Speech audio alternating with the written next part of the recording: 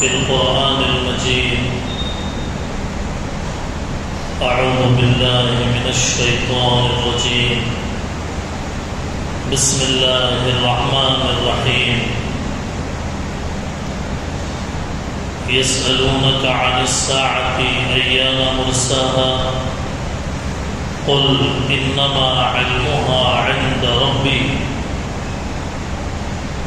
لا يجليها لوقتها إلا هو ثقلت في السماوات والأرض لا تأتيكم إلا بغتة يسألونك كأنك حفي عنها قل إنما علمها عند الله ولكن أكثر الناس لا يعلمون. صدق الله العلي العظيم وصدق رسوله النبي الأمي الكريم ونحن على ذلك لمن الشاهدين والشاكرين والحمد لله رب العالمين. اللهم صل على سيدنا محمد وعلى آل سيدنا محمد وبارك وسلم. اللهم صل على سيدنا محمد وعلى آل سيدنا محمد وبارك وسلم. اللهم صل على سيدنا محمد وعلى آل سيدنا محمد وبارك وسلم. بزرگان محترم، سامعین عالی وقار، ادب اور احترام کے لائق معزز حاضرین،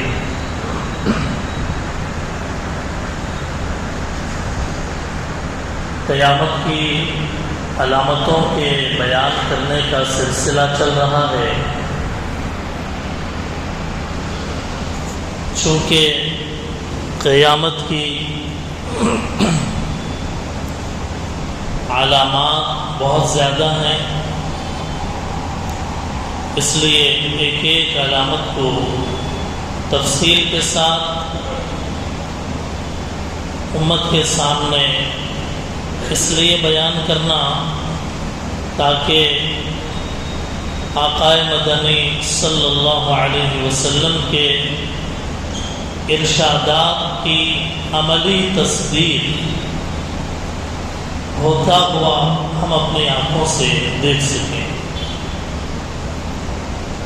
1400 سال پہلے اللہ کے نبی علیہ السلام نے جو باتیں ارشاد فرمائی ہے قیامت کی علامتوں کے تعلق سے، 1400 سال کے بعد آنے والی امت جب ان علامات کو دیکھے گی اور قرآن اور حدیث کی روشنی میں دنیا کے حالات کا جائزہ لے گی، اس وقت کے حالات کا جائزہ لے گی، تو انہیں یقین ہو جائے گا کہ ہم جس مذہب کے ماننے والے ہیں وہ مذہب بہت سچا مذہب ہے. اسی سلسلے میں حضرت مہدی علیہ رضوان کا بھی اس سے تذکرہ آیا، حضرت عیسیٰ علیہ السلام کا بھی تذکرہ آیا، اور اب کانا دجال کا بھی ذکر 2-3 جمعوں سے آپ حضرات تفصیل کے ساتھ سنتے آئے ہیں کہ دجال کی حقیقت کیا ہے، دجال کے نام کا مطلب کیا ہے، کانا دجال کو مسیح کیوں کہا جاتا ہے، دجال کا فتنہ کہ جس فتنے سے ہر نبی نے اپنی امت کو ڈرایا، وہ فتنہ کیا ہے. خود اللہ کے نبی علیہ السلام نے بات ارشاد فرمائی کہ آدم علیہ السلام سے لے کر قیامت کے آنے تک جتنے فتنے ہوں گے ان میں سب سے خطرناک عظیم ترین فتنہ دجال کا فتنہ ہوگا۔ دجال کہاں سے ظاہر ہوگا؟ اس وقت وہ کہاں ہے؟ یہ تفصیلات گزشتہ جمعہ آپ حضرات کے سامنے بیان کیا گیا۔ دجال کو اللہ تعالیٰ نے کیسی کیسی قدرتیں، عارضی طاقتیں عطا فرما رکھی ہے، اور دنیا کے اندر جب وہ آئے گا تو زمین و آسمان کے اندر ایک تہلکہ مچا دے گا۔ پہلے سے جو لوگ دجال کو نہیں جانیں گے، جنہیں معلوم نہیں ہوگا پہلے سے کہ دجال کے بارے میں اسلامی ہدایات کیا ہیں، وہ لوگ زیادہ گمراہ ہوں گے۔ وہ لوگ سیدھے راستے سے ہٹ جائیں گے، اور جن کے علم میں ہوگا کہ دجال کے آنے سے پہلے اس کے بارے میں اس کو دی جانے والی طاقتیں، اس کو دی جانے والی قدرتیں، اس کو کتابوں میں بیان کر دیا گیا، اور جنہوں نے اس کو جان لیا ہوگا، جب وہ آئے گا، اگر زندگی میں، ہماری زندگی میں اگر وہ ظاہر ہوگا تو ہمیں یقین ہوگا کہ بھئی یہ چیز اور یہ بات تو اس کا ذکر قرآن کی فلاں آیت کی تفسیر میں، احادیث کی تشریح کے اندر ہم نے سن رکھی ہے، اور دل سے ایک محبت بھری آواز آئے گی کہ ہمارے نبی صلی اللہ علیہ وسلم نے جو کہا وہ صحیح کہا، جو فرمایا صحیح فرمایا۔ اسی لیے اس فتنہ دجال کو اتنا زیادہ فوکس کیا گیا مختلف جمعوں میں، اس کی ذات کے بارے میں، اس کے اعضاء کے بارے میں، اس کے وجود کے بارے میں، اس کو دی جانے والی طاقتوں کے بارے میں، قدرتوں کے بارے میں۔ یہ تفصیلات اسی لیے عرض کی گئی تاکہ یہ ہم جانیں اور ہم اپنی اولاد کو بتائیں، نئی نسل، نئی پیڑھی کو ہم اس کے بارے میں آگاہ کریں، تاکہ ہماری نسل کے اندر، ہمارے نسل کے وجود کے زمانے میں اگر یہ فتنہ اپنے بالوں پر پھیلائے گا تو وہ جان سکیں کہ اس فتنے کے بارے میں رسول اللہ کی ہدایات ہمارے پرکھوں نے سنا رکھی ہے، ہمارے بڑوں نے ہم کو بتا رکھا ہے اس فتنے کے بارے میں۔ چنانچہ مسلم کی روایات، بخاری کی روایات، ابو داؤد کی روایات، مسند احمد کی روایات، ابن ماجہ کی روایات، یہ روایتیں گزشتہ جمعہ آپ حضرات کے سامنے عرض کیے گئے ہیں کہ کیسے اللہ تعالیٰ دجال کو مارنے کی اور زندہ کرنے کی طاقت دیں گے، کہ ایک انسان کو مار دے گا دو ٹکڑے کر کے، ایک ٹکڑا ادھر ایک ٹکڑا ادھر ڈال دے گا، اور پھر آواز دے گا تو وہ دونوں ٹکڑے جڑ جائیں گے، اور پھر سے ہنستا مسکراتا نوجوان بن کر وہ مرا ہوا انسان دوبارہ زندہ ہوگا۔ اندازہ لگائیے، ایسا کر کے وہ اپنے آپ کے بارے میں یہ دعویٰ کرے گا کہ میں خدا ہوں، میں اللہ ہوں۔ دجال کہے گا میرے پاس دیکھو اتنی طاقتیں، اتنی قدرتیں ہیں، میں جس کو چاہے ماروں اور جس کو چاہے زندہ رکھوں، میں آسمان سے کہوں بارش برسا تو بادلوں سے بارش برسنے لگے، میں اگر زمین سے کہوں کہ غلہ اگا اور زمین سے غلہ اگنے لگے، میں جس کو چاہے شفا دے دوں، جس کو چاہے دولت کا انبار دے دوں، اور جس کو چاہے میں غریب فقیر محتاج بنا کر رکھ دوں۔ فتنہ معمولی فتنہ نہیں ہوگا، یہ دجال کا سب سے پہلے وہ پوری دنیا اور پورے دنیا کے رہنے والوں کو اپنے خدا ہونے کی دعوت دے گا۔ میں خدا ہوں، مجھے مان لو، خدائیت اس کا دعویٰ کرے گا وہ، اور اس پر یقین دلانے کے لیے یہ قدرت پاور شو کرے گا، یہ پاور شو کرے گا کہ میں خدا ہوں، دیکھو میرے پاس یہ پاور ہے، یہ پاور ہے، یہ پاور ہے۔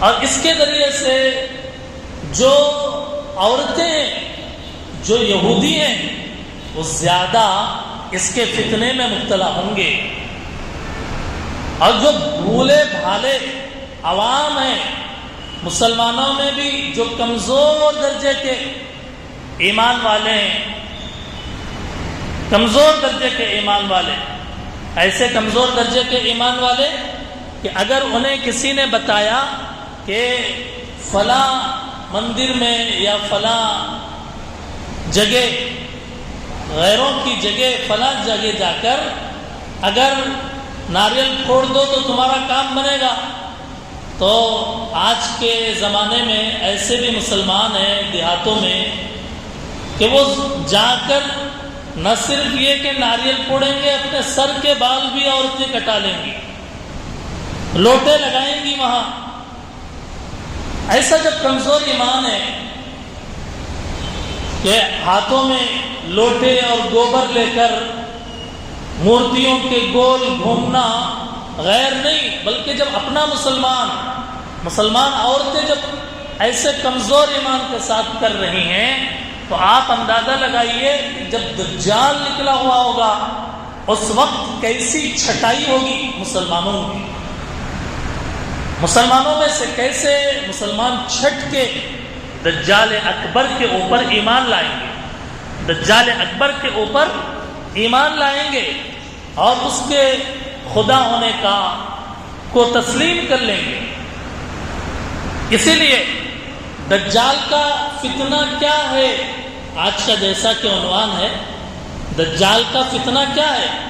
دجال کا سب سے پہلا فتنہ کہ اللہ کے بندوں کو اللہ سے کاٹ کر اپنی طرف متوجہ کرنا اور اپنے خدا ہونے پر ایمان لانے کی دعوت دینا، اللہ تعالیٰ کا انکار، لا الہ الا اللہ کا انکار، اور پوجا، عبادت، بندگی صرف دجال کی، وہ اس کی دعوت دے گا۔ دوسرا فتنہ دجال کے دور کا جو دوسرا فتنہ ہے، وہ فتنہ ہے مادیت کا فتنہ، مال، دولت، عیش پرستی کا فتنہ۔ دجال کے ہاتھ میں اللہ تعالیٰ دنیا کے خزانے دیں گے، اور وہ بھی ٹیمپرری، چند دن کے لیے، اور وہ بھی کون صحیح ایمان والا ہے اور کون کمزور ہے، کون کس کی پارٹی کا ہے، یہ جانچنے اور پرکھنے کے لیے اللہ تعالیٰ دجال کو طاقت دیں گے، قدرت دیں گے۔ زمین کے خزانے، آسمان کے خزانے، زندگی، موت، یہ ایک مخصوص وقت تک کے لیے مخصوص دائرے میں اللہ تعالیٰ اس کو اختیار دیں گے۔ مال کا فتنہ، دجال کو جو مانے گا وہ دجال ان لوگوں کو نوازے گا، خوب مال دے گا، پیسہ دے گا، خوب مال دے گا، پیسہ لٹائے گا۔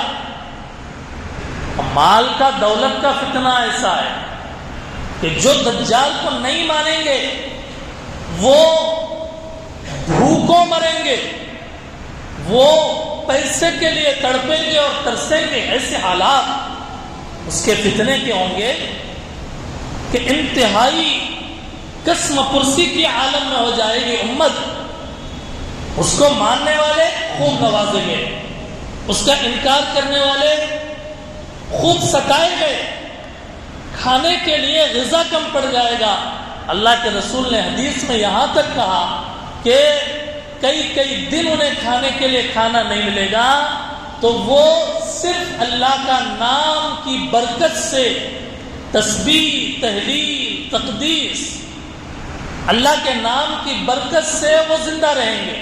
لا الہ الا اللہ، سبحان اللہ، الحمدللہ، اللہ اکبر. کیسے سخت حالات اس وقت میں ہوں گے.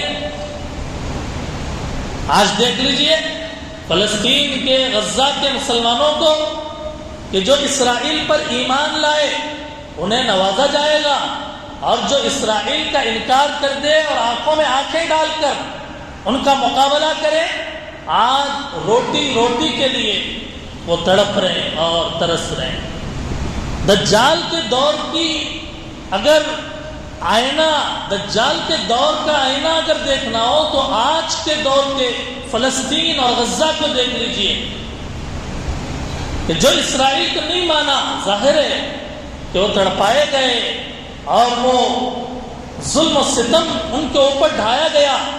گھر میسر نہیں اور غذا میسر نہیں، پانی میسر نہیں، عجیب و غریب صورتحال. مال کا فتنہ بہت زوروں پہ ہوگا اس دور میں. تیسرا فتنہ حق اور باطل کو سمجھنے کا فتنہ. دجال ایسا ملمہ ساز ہوگا. ملمہ ساز کا معنی ایسا باتوں کو بنانے والا، جھوٹ اتنا سچے انداز میں پیش کرے گا، جھوٹی باتیں اتنے سچے انداز میں پیش کرے گا کہ لوگ یقین کرنے لگیں گے کہ بھئی یہ خدا ہے، یہ معبود ہے، یہ ہائی پاور ہے، اس کا مقابلہ نہیں کرنا چاہیے. جھوٹ اتنا بنا کر سنوار کر گویا سچ کی شکل میں پیش کیا جائے گا کہ لوگ حیران ہو جائیں گے، فرق نہیں کر پائیں گے حق کیا ہے، باطل کیا ہے، سچ کیا ہے، جھوٹ کیا ہے. تمیز کرنا مشکل ہو جائے گا. یہ بھی بڑا فتنہ.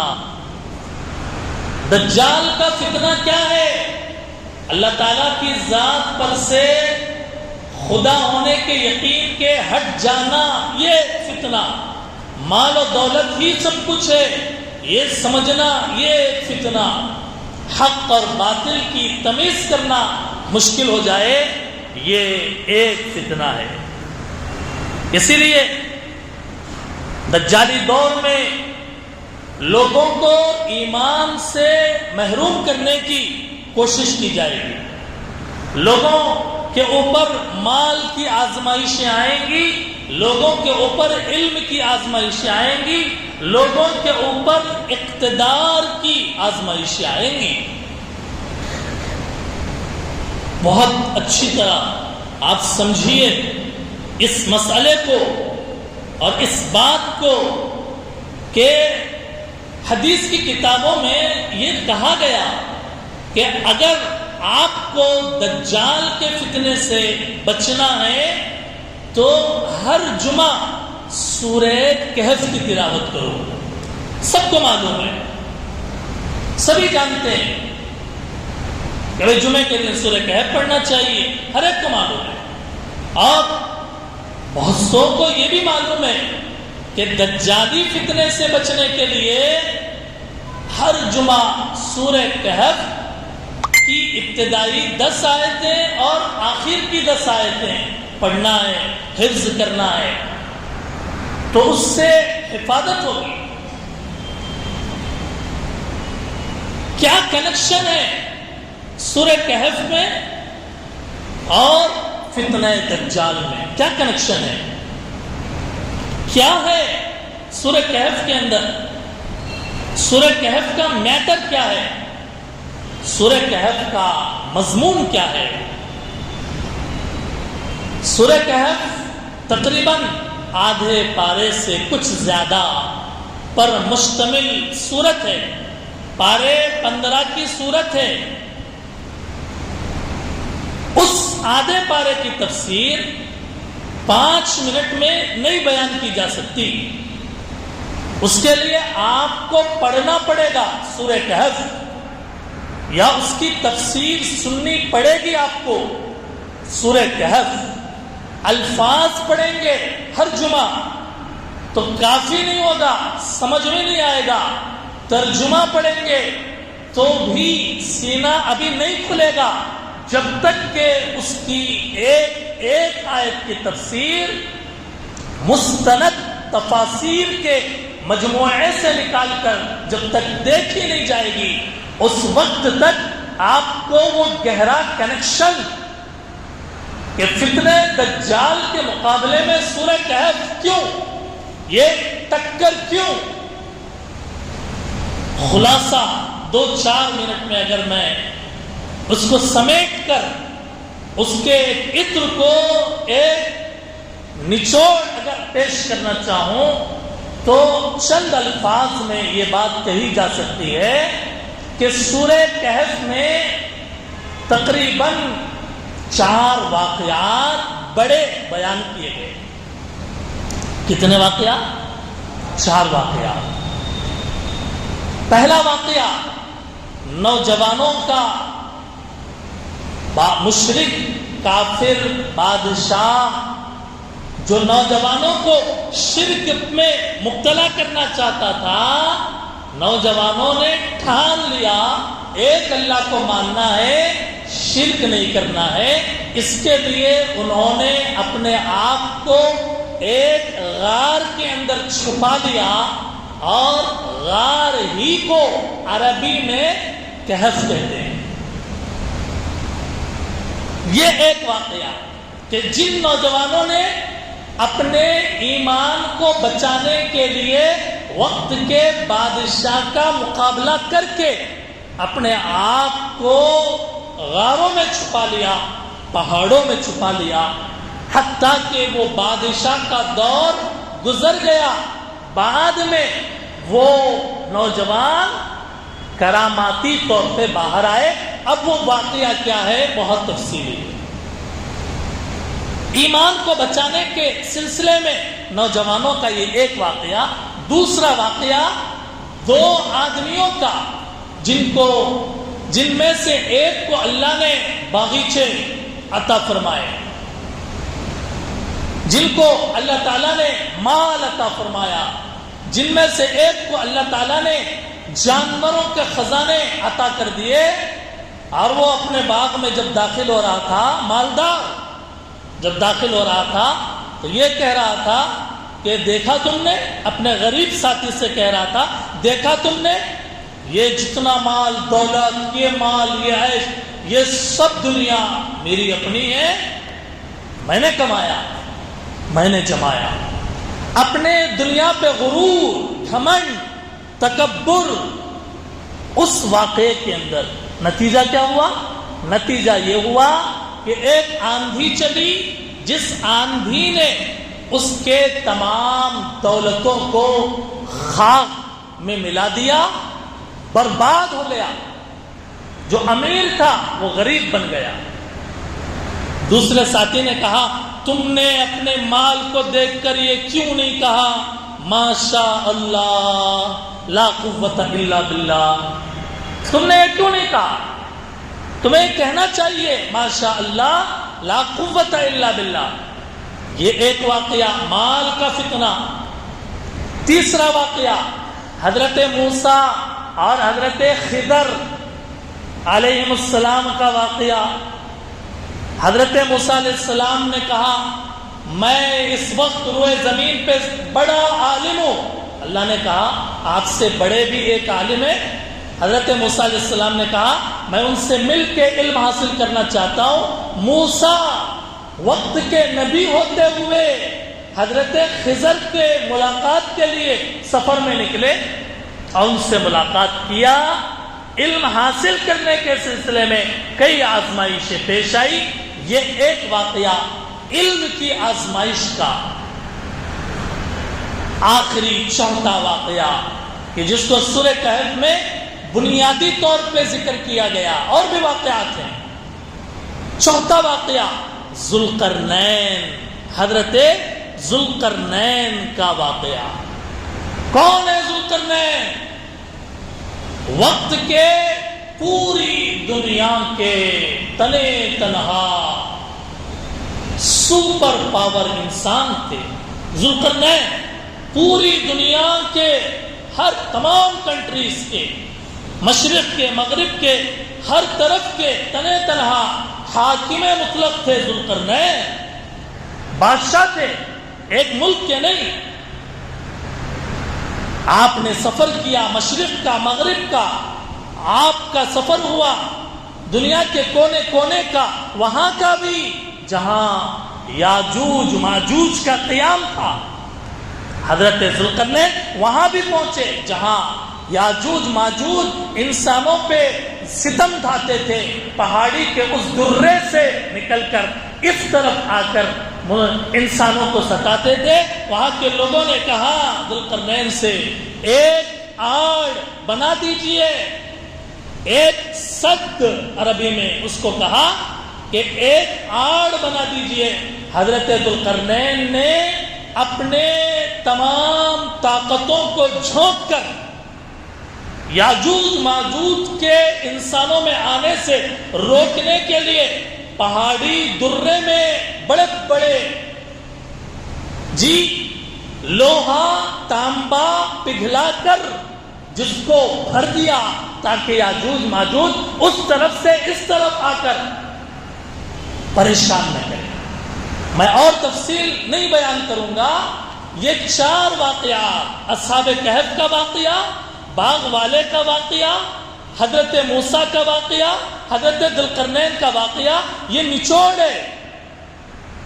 یہ واقعات اب اس سے نکلنے والا سبق، ایمان کی آزمائش ہوگی دجال کے دور میں، اس ایمان کو بچانا ہے۔ سورہ کہف میں ان نوجوانوں کے واقعے کو پڑھ کے تم اپنے ایمان کے بچانے کی فکر کرو۔ دجال کے دور میں مال کی آزمائش ہوگی، اگر اس مال کی فتنے سے، مال کی آزمائش میں اگر کامیاب ہونا ہے، ان باغ والوں کا واقعہ پڑھ کر تم عبرت حاصل کرو۔ علم کی آزمائش ہوگی کہ دجال کے دور میں ٹیکنالوجی، ہائی ٹیکنالوجی اور ترقی اور ترقیات کا ایک سیلاب ہوگا۔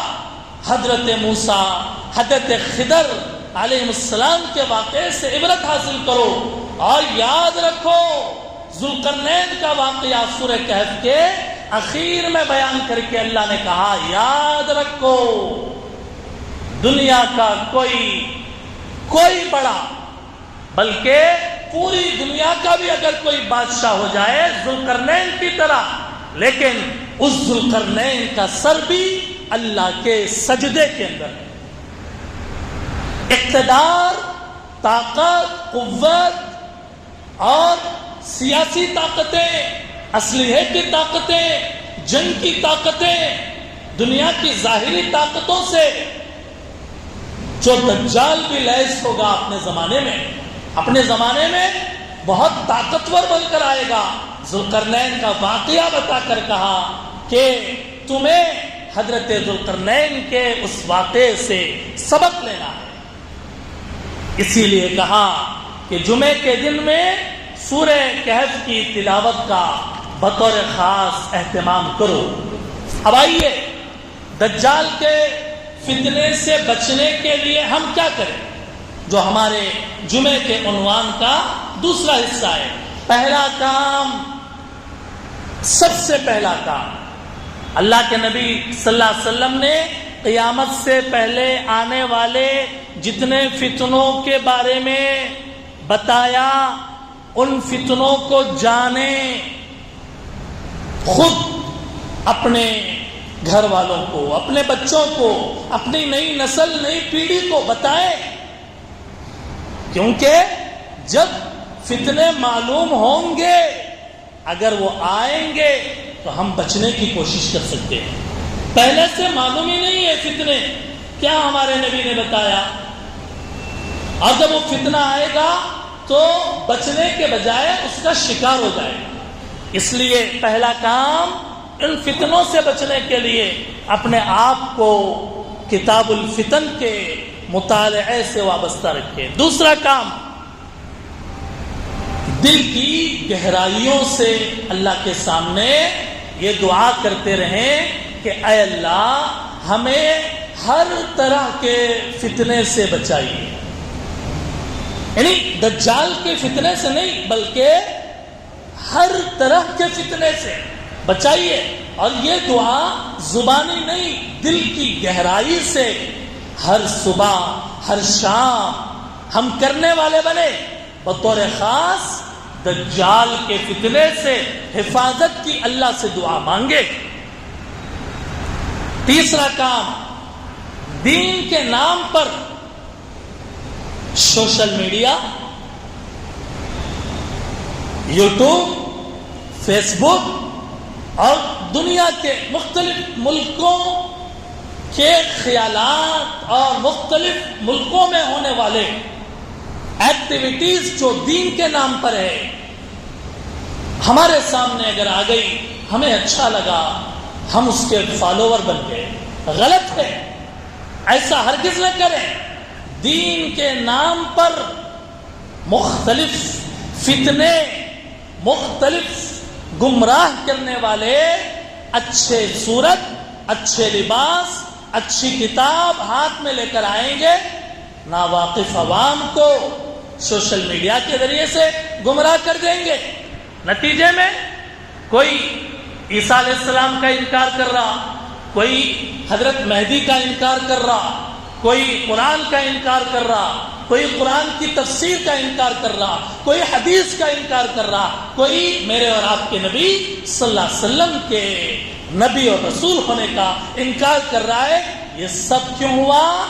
نئے نئے اسکالرس، نئے دنیا کے اندر ہونے والے مختلف دین کے نام پر جو کام ہو رہے ہیں، ہمارا نوجوان، ہمارا مسلمان تحقیق کے بغیر اس کو فالو کر رہا ہے، ہزاروں مہینوں سے اس کے بیانات سن رہا ہے، حالانکہ وہ کب کون سا زہر کا، بے ایمانی کا، بے دینی کا گھونٹ ہمیں پلا رہا ہے، ہمیں اندازہ ہی نہیں۔